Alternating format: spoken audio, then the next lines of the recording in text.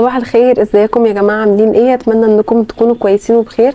طبعا انا قلت لكم في الفيديو اللي فات ان انا هعمل سلسله فيديوهات عن حاجات هتركز عليها في كل ماده وازاي هتراجع كل ماده بالتفصيل. والنهارده هنبدا بالانجليش والعربي. انجليش اهم حاجه هتركز فيها وهي المجهول بيجي في كل حاجه وفي كل القواعد وبيجي كتير جدا في الامتحان، واكتر حاجه ممكن تخدعك في الامتحان. المستر دايما كان بيقول لنا ركزوا على المجهول. كتر ما هو كان بيقول لنا كده بجد انا كان عندي تروما من الموضوع ده. كنت اي جمله بلاقيها مجهول كنت بقف عندها كده لحظه صمت كده، استنوا الجمله دي اكيد فيها حاجه صعبانيه، اكيد الجمله دي مش سهله. دايما باخد بالي من الجمل بتاعه المجهول. ازاي بقى كنت بعرف الجمله دي مجهول اصلا ولا لا؟ كنت بعرف من التشوز. اول ما تلاقي اي حاجه فيها مجهول حرفيا اقف كده عند السؤال. مثلا السؤال بيبقى جاي مثلا على قاعده مثلا المضارع البسيط، هتلاقي الجمله سهله جدا واول اختيار عندك هتلاقيه في المضارع البسيط. يعني دايما اول اختيار هتلاقيه المضارع البسيط عشان تروح تختاره وتجري عليه تختاره. وهتلاقي كمان في التشوز حاجه مجهول. اول ما تلاقي حاجه مجهول في التشوز واقف عند الجمله واعرف بقى هل هي مجهول ولا لا. طبعا انتوا بقى كده تبقوا عارفين ازاي هتختاروا الجمله مجهول ولا لا. الفكره في ان انت تركز جامد جامد جامد في الجمل بتاعه المجهول، هي اكتر حاجه بتيجي في الامتحان واكتر حاجه بتغلط. دايما هتلاقي الاسئله اللي كان عليها جدل في السنين اللي قبلك لا هي اسئله المجهول. يعني طبعا المجهول داخل في كل القواعد، فالجزء بتاع المجهول في القاعده المستر دايما كان بيجي يقول مثلا ده السنه بتاعه كذا كان جاي فيها سؤال في المجهول، والسؤال ده كان عمل جدل كبير جدا واغلب الطلبه غلطت فيه. فدايما الاسئله اللي بتغلط هي اسئله المجهول. شوف انا عملت سبوت قد ايه على جزء المجهول عشان بجد دي اهم حاجه في الحاجات اللي هتركزوا عليها في الانجليزي. تاني حاجه بقى وهي النوتس اللي بتكون موجوده بعد كل درس، اللي هو ايه الفرق بين ليرن وتيتش، ايه الفرق بين تريتمنت وكيور، وايه اللي بيجي بعدهم. الحاجات دي كلها دي بتكون مهمه جدا وبتيجي كتير جدا في الامتحان. تالت حاجه هتركزوا عليها وهي الفوكابز اللي بيكون ليها ديفينيشنز. كل الكلمات دي بتكون مهمه جدا وهي دي الكلمات اللي بيسال فيها. يعني مثلا هيجيب لك نقط ويجيب لك بعدها الديفينيشن ويقول لك يعني الديفينيشن ده بتاع انهي واحده من الكلمات دول. دي اكتر حاجات بتيجي برده في الامتحان من الكلمات. طبعا مش تسيبوا باقي الكلمات وتركزوا على دول بس، انا بقول دي الحاجات اللي انتوا هتدوها اكبر اهتمام. باقي الكلمات التانية بتيجي في القطعه وبتيجي في الاسئله وبتيجي في كل حاجه، فانت لازم تركز على كل الكلمات بس اهمهم هي الكلمات اللي انا بقول لكم عليها دي. رابع حاجه وهي حاله حذف ضمير الوصل، مثلا اللي هو ذا بوك نقط، والنقط مثلا نحط فيها ريتن، ذا بوك ريتن كذا، فهي مكان ذا بوك which is written او which ما اعرفش. المهم يعني ما مش فاكره بجد القاعده بالظبط عشان ما هبتش. هو بيكون حاذف ضمير الوصل وحاطط مكانه الحاجه في التصريف التالي. بجد يا لهوي انا كل حاجه اتبخرت من دماغي. اخر حاجه وهي هتحلوا قطع كتير جدا جدا جدا جدا جدا جدا من هنا لاخر السنه. حلوا قطع كتير قوي عشان لما تدخلوا الامتحان مش تبقى اول قطعه تحلها هي قطعه امتحان اخر السنه. لازم تتدرب على حل قطع كتير، لان طبعا القطعه دي ملهاش طريقه مذاكره.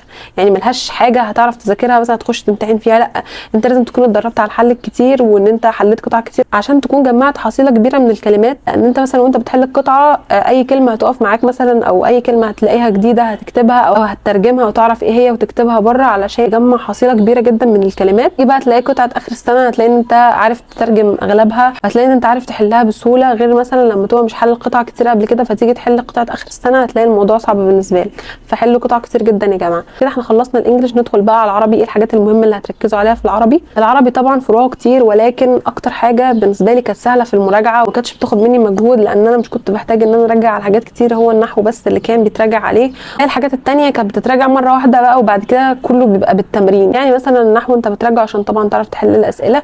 الادب بيتراجع برده لانه اغلبه حفظ ودي الحاجات الثابته اللي انت هتتسال فيها وهي حاجات ثابته. البلاغه كانت بتتراجع بقى مره واحده وبعد كده بتبدا ان انت تحل لان هي بتبقى حاجات ثابته. القراءه والنصوص دي بقى كلها تدريب. يعني انا ما كنتش مثلا بقرا الدروس بتاعه المنهج العاديه. في مدرسين بتقول ان انت المفروض تعمل كده، تقرا مثلا النصوص اللي عليك في المنهج حتى لو هي مش هتيجي في الامتحان هي بس انت لازم تقراها. انا ما كنتش بقراهم، ما اعرفش دي غلطه مني ولا لا، بس لو انت حابب ان انت تقراهم فده اكيد هيكون احسن بكتير. وبرده هتركز فيه على الفعل المبني للمجهول لان دي برده اكتر حاجه بتغلط في الامتحان. دي اكتر حاجه ان انت بتكون مش واخد بالك منها ويقدر يخدعك فيها بكل سهوله. فركزوا برده في الفعل المبني للمجهول ونائب الفاعل بقى والحاجات دي كلها. وهتركزوا كمان على قواعد النحو اللي هي مش موجوده عليكم في المنهج اصلا. يعني انت اساسا في ثالثه ثانوي بتكون واخد النحو من اول الف الوصل لحد اعلى حاجه في النحو، بس بيكون في كام قاعده كده في النص واقعين زي قاعده التوكيد بتهيألي. في كام قاعده كده في النص مش موجودين اساسيين عليكم في المنهج بس مهم جدا انكم تعرفوهم. القواعد دي مهمه جدا جدا ركزوا عليها لان هي بتبقى تراكمي.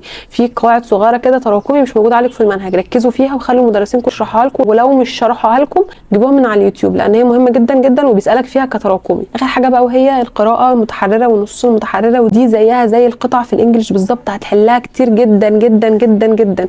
يعني انت في فتره المراجعه العربي بالذات مش زي مثلا بقيه المواد في المراجعه اللي هو انا براجع على كل باب واحل عليه، لا العربي انت بتراجع يعني بتراجعه كله مره واحده كده. القراءه المتحرره والنصوص المتحرره طبعا ما لهمش مراجعه، انت مراجعتك ليهم ان انت هتحل كتير كتير جدا جدا جدا، ان مستواك هيعلى في القراءه المتحرره والنصوص المتحرره بشكل انت مش متخيله. هتلاقي انت غلطت في حاجات كتير، هتتعلم انت غلطت في ايه وما تغلطش فيه تاني. حلك الكتير للحاجات دي هو اللي هيخليك تقدر تحل القراءه المتحرره والنصوص المتحرره اخر السنه بكل سهوله، وتضمن ان انت تحلها بنسبه كبيره جدا صح.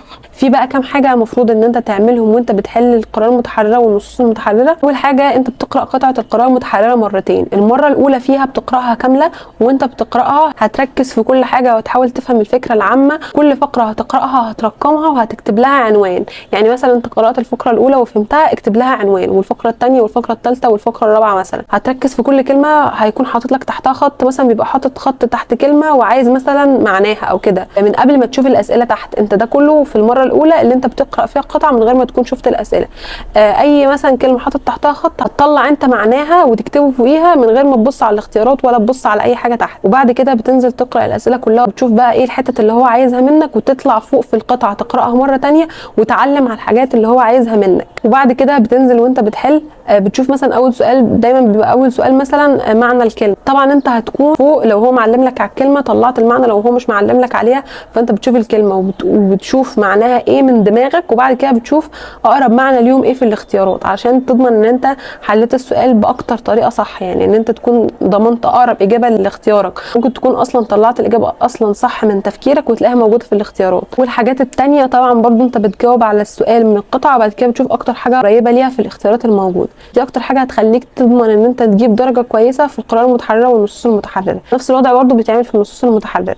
وبس كده، انا كده قلت لكم اهم حاجات تعملوها في العربي والانجليش. لو حابين ان انا اكمل باقي المواد التانية اكتبوا لي في الكومنتس تحت. بس كده انا خلصت الفيديو بتاعي. لو عجبكم الفيديو ما تنسوش تعملوا لي لايك، وطبعا تشتركوا في القناه وتبعتوا الفيديو لكل اصحابكم عشان الباقيين يستفادوا، وتقولوا لي رايكم في الكومنت وتقولوا لي هل حابين ان احنا نكمل في السلسله دي ولا لا. وبس كده، باي باي.